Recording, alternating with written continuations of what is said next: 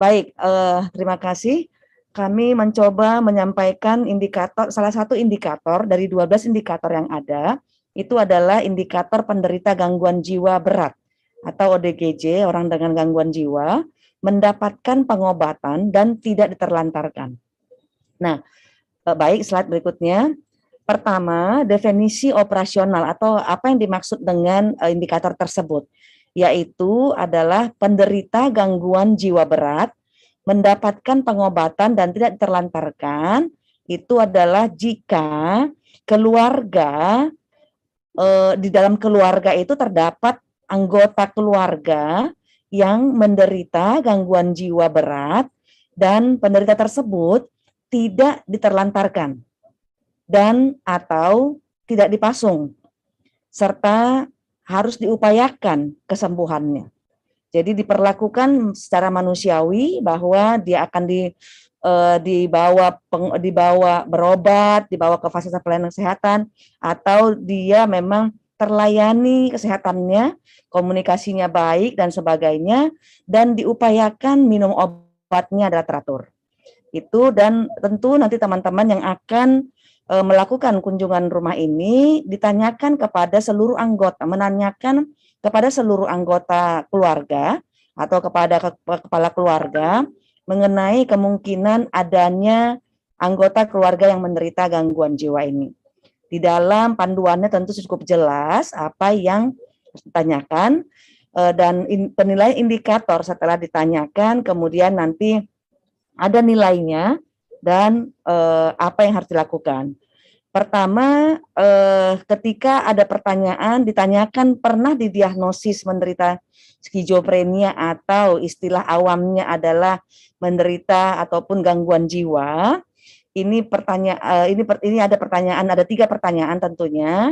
Kemudian bila jawabannya ya dan tidak, bila dijawab ya, pertanyaan berikutnya adalah apakah minum obatnya itu secara teratur. Yang tentunya secara teratur yang dimaksud di sini adalah 1 bulan terakhir dia terus minum obatnya secara teratur. Kemudian pertanyaan berikutnya, apakah ada anggota keluarga yang dipasung? Jadi kalau ya pertanyaannya terus ditanya kembali apakah apa perlakuannya? Apakah memang dilakukan pemasungan? Nah, jawaban dari pertanyaan ini, jawabannya ini tentu menentukan nanti bagaimana intervensinya, apa intervensi yang harus dilakukan. Kemudian ini ada di bawah ini kalau bisa kita lihat, kalau ada yang menderita, kemudian jawabannya ya, kemudian minum obat teratur sebulan terakhir ini, maka diberi simbol Y. Kemudian kalau ada penderita ODGJ, kemudian tidak minum obat secara teratur, berarti simbolnya T. Kemudian kalau ada penderita ada ODGJ, kemudian dipasung, itu berarti simbolnya juga T. Kemudian kalau ada penderita ODGJ tapi tidak dipasung, simbolnya adalah N. Ini Bapak Ibu sekalian. Kemudian kalau terkait dengan pemasungan, itu tentu harus dirujuk kembali kepada Permenkes 54 tahun 2017. Itu. Slide berikutnya.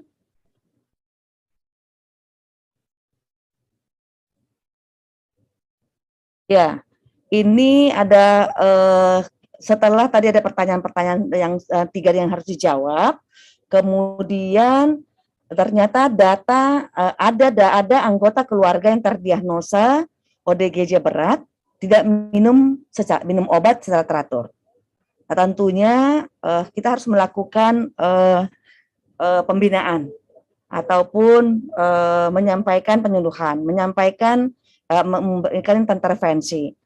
Harus kita berikan penyampaian informasi yang baik kepada keluarga terkait dengan ODGJ berat ini, atau dengan membawa media KIE dan menyampaikan pesan-pesan yang ada di media tersebut.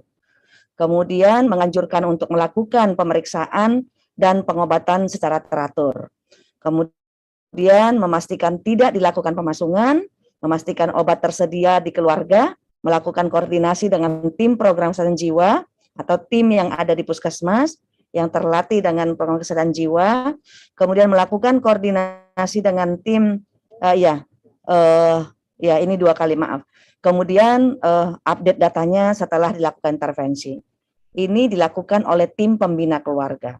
Kemudian oleh puskesmas, oleh program terkait, melakukan pemantauan rutin, melakukan rujukan untuk terapi lanjutan, dan melakukan edukasi kepada anggota keluarga lain dalam hal kemandiriannya, dan juga melakukan pemantauan ketersediaan obat di puskesmas.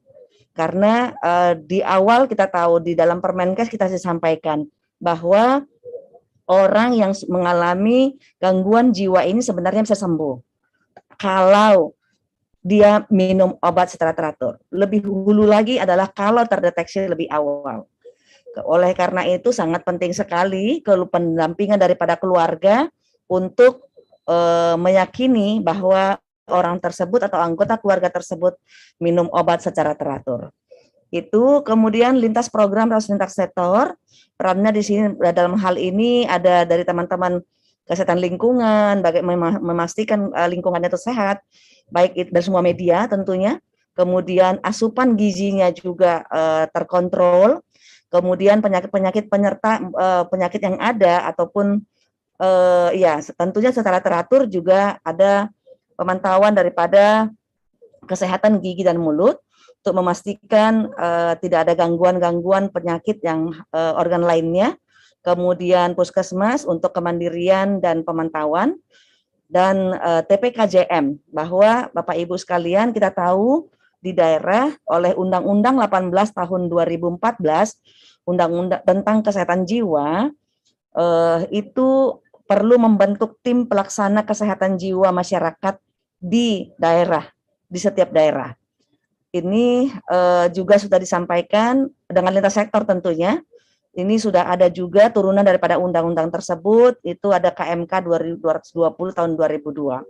Kemudian untuk lintas program di P2P ini adalah untuk memantau penyakit penyerta pada ODGJ berat. Tentunya ini juga akan berubah kalau diikuti di dalam struktur yang ada, tapi berharap struktur ini tentu menyesuaikan yang memiliki tugas ataupun mempunyai fungsi untuk pemantauan penyakit penyerta pada ODGJ tersebut. Itu. Slide berikutnya.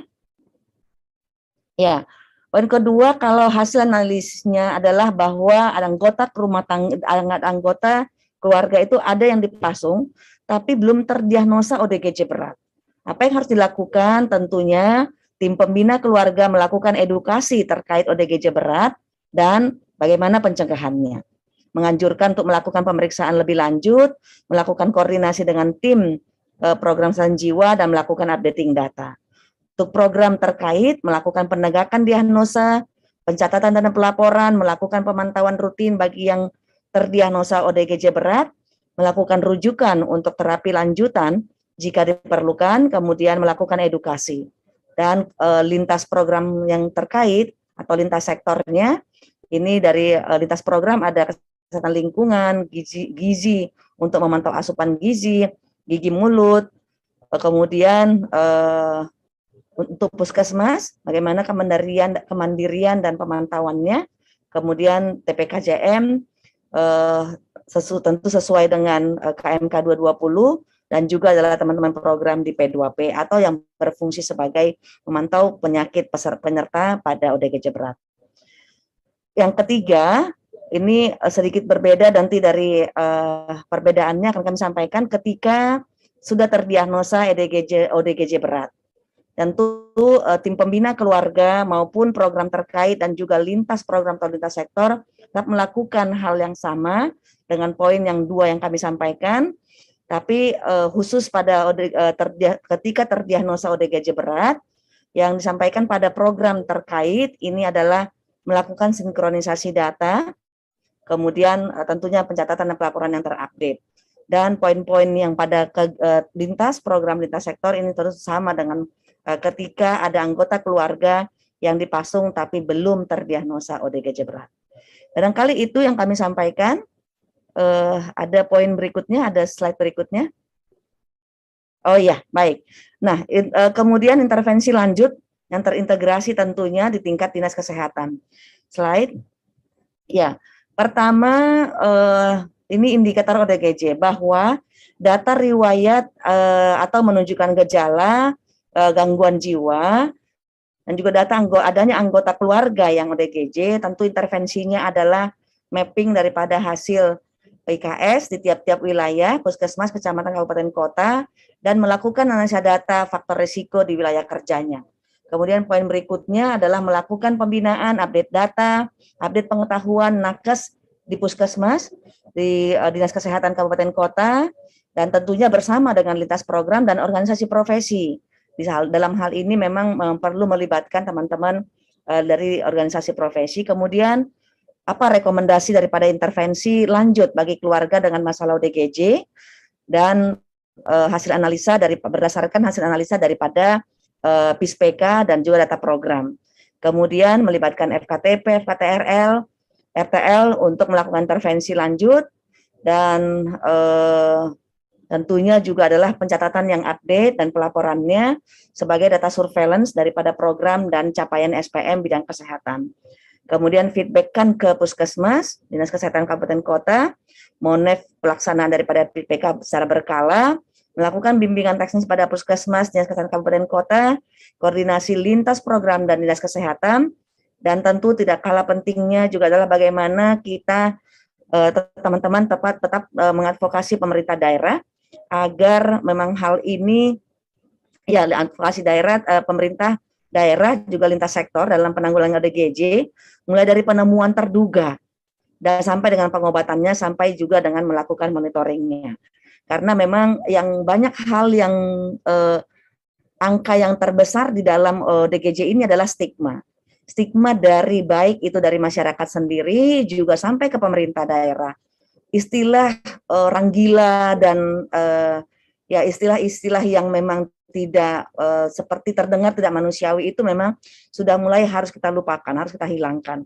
Bagaimana bahwa saudara kita ini juga bisa menikmati hidup dengan sehatnya itu seperti kita, ini juga memang harus ada pendekatan yang manusiawi dari paling tidak dari keluarga terdekat dulu. Keluarga terdekat. Oleh karena itu memang penanganan ini harus dilakukan juga seperti penanganan penyakit lainnya.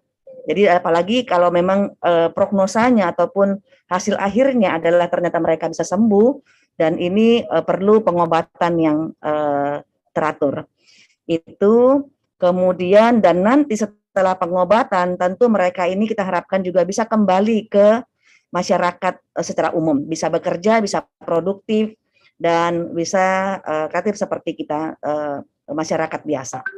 Itu kemudian tentu pentingnya pembentukan TPKJM dengan lintas sektor, kemudian membuat kebijakan terkait pemberian rewards dan punishment ini mungkin juga penting. Itu slide berikutnya. Ya, untuk integrasi data,